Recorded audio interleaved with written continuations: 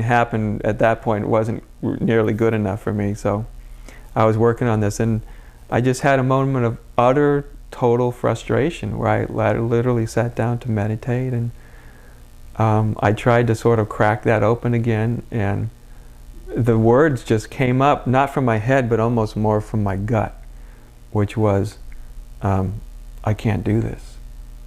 I just can't do it. And anymore, I just can't do it.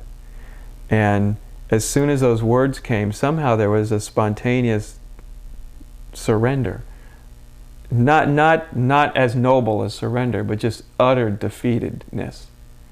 And in that utter defeatedness, there was, but at the time, what was really a tremendous opening. A really tremendous opening. Interesting. Yeah. And I assume there was some humility that came with that.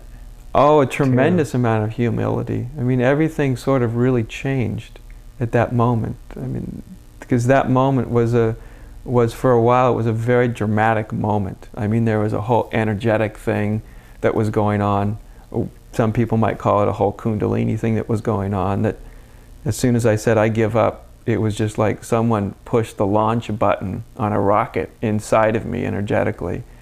And it's like all the engines lit up simultaneously. And within a very short period of time, I was convinced that this energy was going to kill me. Because it was beating my heart at way past what I had ever experienced to be my maximum heart rate. Well, and you should know what that is. And having been an athlete, I kind of knew what that was like. Yeah. And I was breathing as if I had, just finished a sprinting at the end of a marathon.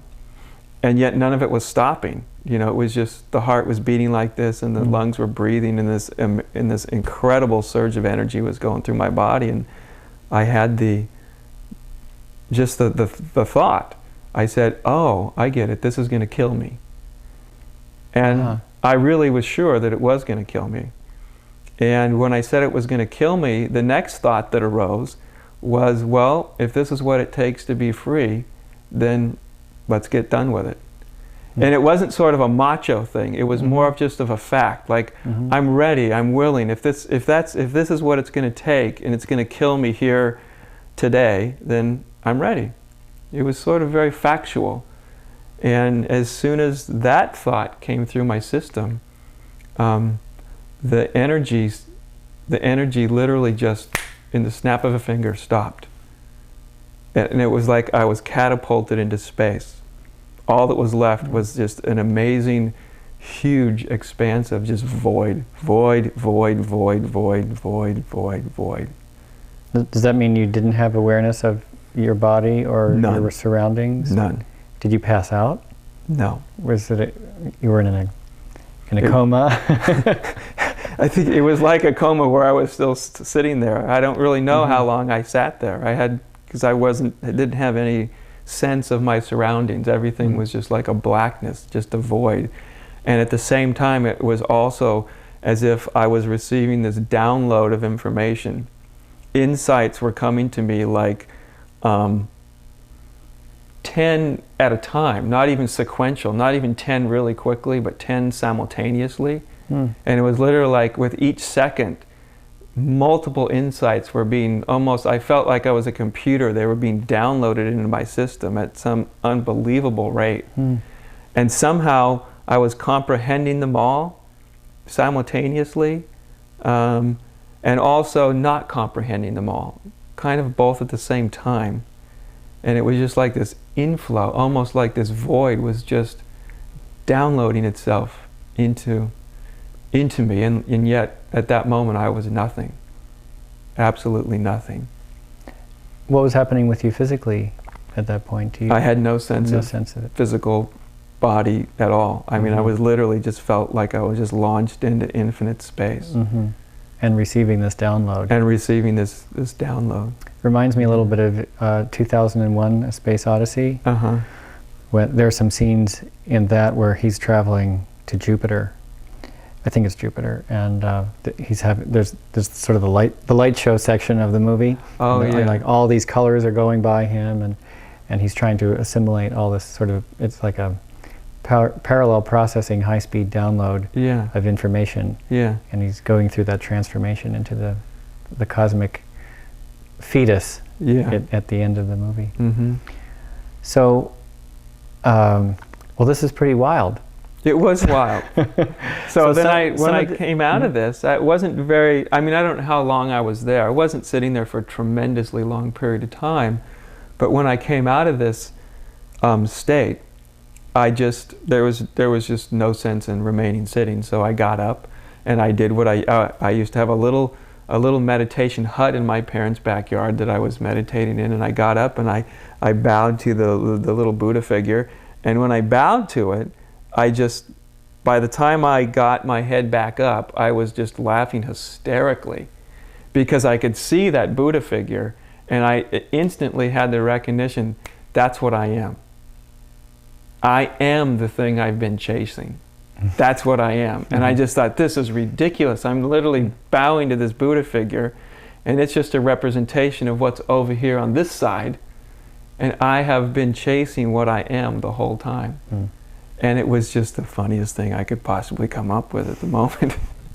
Did you laugh? Oh, hysterically. Hysterically. And yet, I did the bow and I was laughing, and I opened the little door to my hut and I walked out in the backyard, and I was still in this state of, it was almost like a benediction or something, you know? This state of reverie. Yeah, it was very beautiful, and everything was very vivid, of course, sights and sounds and everything was very, very vivid.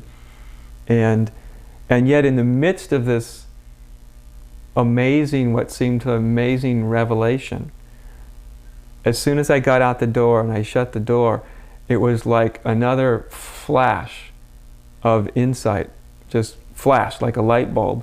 And I just instantly knew it said, and the flash just said inside of me, this isn't it, keep going.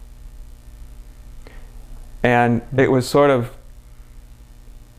nice and not nice, because I really knew that I had realized something very significant, and it wouldn't have mattered what anybody said to me. I knew that I realized something really significant. I really had realized something about myself and the nature of reality. It was very significant. And yet, when that flash of insight came that says, this isn't it, keep going, I also knew that that was simultaneously true. That there was more to this story, that I hadn't seen everything. So, in a certain sense, it kind of ruined it. Well, it was good for a few seconds. It was good for a few seconds. But it was also, even that was experienced as very positive, because I knew that inside that says this and it isn't it, I knew that it was true. And somehow intuitively, I knew that it wasn't discounting what I had experienced and what I was experiencing. It wasn't saying that this is wrong, that you've gone down the wrong track. It was almost like saying, this isn't all of it. There's more to the story. Well, that's consistent with your modus operandi anyway.